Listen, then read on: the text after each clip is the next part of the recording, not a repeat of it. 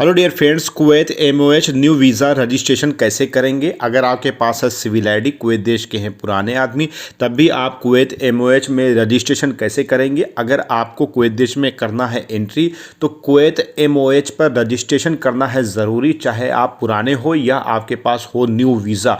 तो कैसे रजिस्ट्रेशन करेंगे, इसके अलावा कौन से लिंक पर आप क्लिक करके डायरेक्ट इस फॉर्म पे पहुंच सकते हैं, ये सब की जानकारी आपको इस वीडियो में बताऊंगा।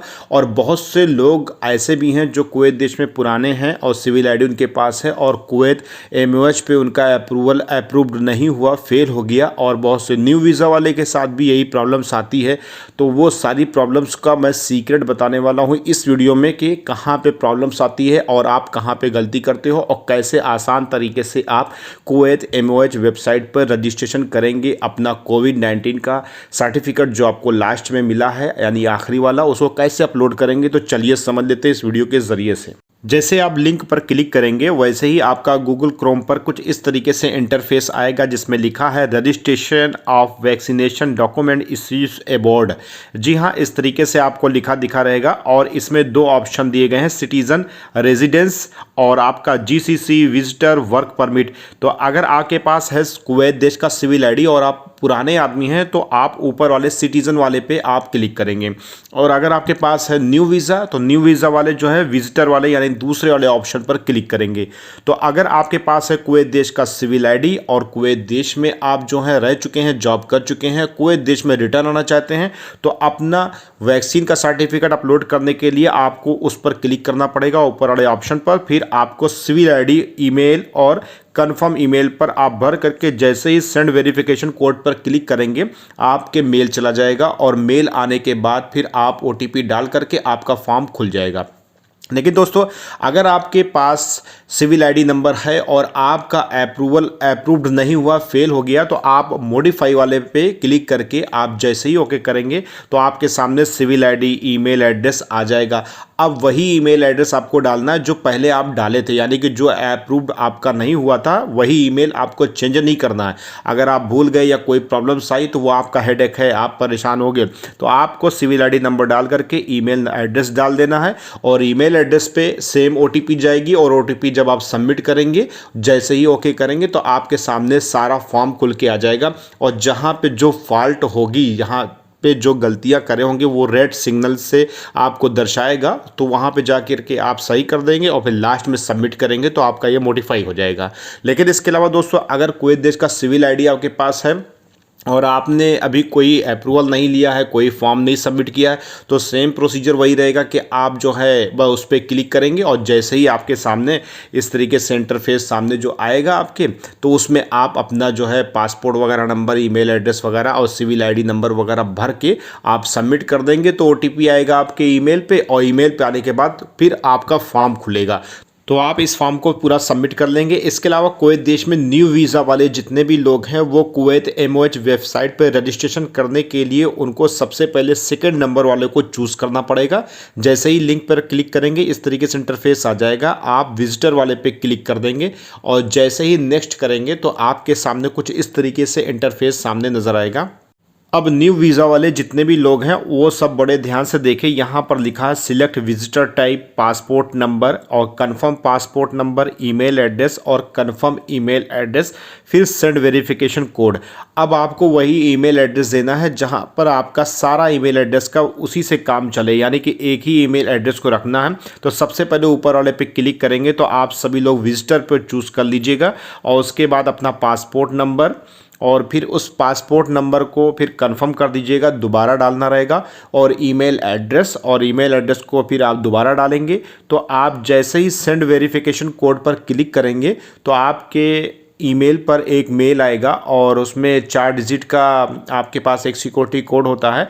और जैसे ही आप सिक्योरिटी कोड सबमिट करेंगे तो सिक्योरिटी कोड सबमिट करने के बाद कुछ इस तरीके से आपके सामने इंटरफेस आएगा जहां पर आपको सिक्योरिटी कोड डालना रहेगा और जैसे ही आप ओके करेंगे तो आपके सामने फॉर्म खुल के आ जाएगा। अब आपके सामने कुछ इस तरीके से इंटरफेस नज़र आ रहा है, इस पे लिखा हुआ है पासपोर्ट नंबर और इंग्लिश फुल नेम, यानी कि जो भी अगर आपके पास कुवैत देश का वीज़ा है और कुवैत देश में एंट्री करना चाह रहे हैं, तो आप सभी लोग अपना पासपोर्ट नंबर जो है बहुत सही तरीके से भर लीजिए पासपोर्ट में देख करके। इसके अलावा जो यहाँ पर लोग गलती करते हैं और जो सीक्रेट की बात है वो ये कि जो आप लोग का अप्रूव्ड नहीं होता, वो इस कारण से होता है कि जब आप फुल इंग्लिश नेम जब लिखते हैं, यहाँ पर अपना इंग्लिश नेम लिखते हैं, तो दरअसल आप सिर्फ अपना इंग्लिश नेम लिखते हैं, लेकिन दरअसल यहाँ कुवैत में गल्फ़ में जो भी अरबिक नेम होते हैं यानी कि कुवैती का नेम होते हैं, तो उनका नाम के आगे उनके फादर का नाम ऑटोमेटिक जुड़ा होता है। तो इसी कंडीशन पे आप सभी लोगों का अप्रूव्ड नहीं होता है। तो अपना नाम जो आपका है, जैसे मान लीजिए किसी का नाम रवि कुमार है, तो रवि कुमार है प्लस शंकर प्रसाद है, तो वो बाप का नाम आखिरी में जुड़ेगा। तो आप लोग कभी भी ये गलती मत करिए कि मेरा नाम रवि कुमार है तो रवि कुमार इंग्लिश में लिख दे, तो कभी वो अप्रूवल जो आप भेजेंगे वो कभी अप्रूव्ड नहीं होगा। और आपका वैक्सीनेशन जो सिस्टम है 14 दिनों का टाइम पीरियड है, उसके बाद फिर फेल हो जाएगा और फिर आपके लिए बहुत बड़ा हेडेक होगा कि सब कुछ हो गया फिर भी लेकिन मेरा अप्रूव नहीं हो रहा है। तो सबसे बड़ी गलती जो आप लोग करते हैं बस यहीं पे करते हैं, जो आपका नाम है वो जो वीज़ा आप देखेंगे तो वीज़े पे आपका नाम और आपके फादर का नाम साथ में जुड़ा होगा, वही सेम आप यहाँ पर इंग्लिश में लिखेंगे। अब लिखने के बाद आप उस इंग्लिश वाले वर्ड को कॉपी कर लीजिए, गूगल में जा कर के ट्रांसलेट करके आइए अरबिक लैंग्वेज में, और जो अरबिक लैंग्वेज में आप ट्रांसलेट करके अपने नाम को आएंगे, फिर आगे जो आपको जो फॉर्म खुलेगा जहाँ पे लिखा है अरबिक फुल नेम, उस अरबिक फुल नेम के पास जो है कॉलम पे आप उसको पेस्ट कर देंगे। इसके बाद आप अपना जेंडर यहाँ पर सिलेक्ट कर लीजिए, और जेंडर सिलेक्ट करने के बाद फिर आप नेशनलिटी सिलेक्ट कर लेंगे कि आप किस कंट्री के हैं, इंडिया, पाकिस्तान, बांग्लादेश, श्रीलंका, कहाँ से आप आ रहे हैं वहाँ से सिलेक्ट कर लेंगे। हम इंडियन सिलेक्ट कर लेते हैं। इसके अलावा मोबाइल ISD, आपका मोबाइल नंबर किस कंट्री के हिसाब से क्या कोड है उसको सिलेक्ट कर लेंगे, और सिलेक्ट करने के बाद फिर हम अपना मोबाइल नंबर दर्ज करेंगे। इसके बाद अपनी आप डेट ऑफ बर्थ सबमिट कर दीजिए, यहाँ पर लिख दीजिए कैलेंडर के हिसाब से। इसके अलावा अपना ईमेल एड्रेस डालिए जो आपने डाला था शुरुआत में। इसके बाद आगे वाले ऑप्शन को आप देखेंगे, अगर आप मेडिकल स्टाफ हैं तो भर दीजिए, नहीं हैं तब भी आप भर सकते हैं, कोई दिक्कत नहीं। तो विजिट पर्पस से जो आप यहाँ पे सिलेक्ट करेंगे तो वही विजिटर वाला कर दीजिएगा, और पीरियड ऑफ स्टे तो यानी कि मैक्सिमम टाइम जिसमें शो करे बस वही कर दीजिएगा।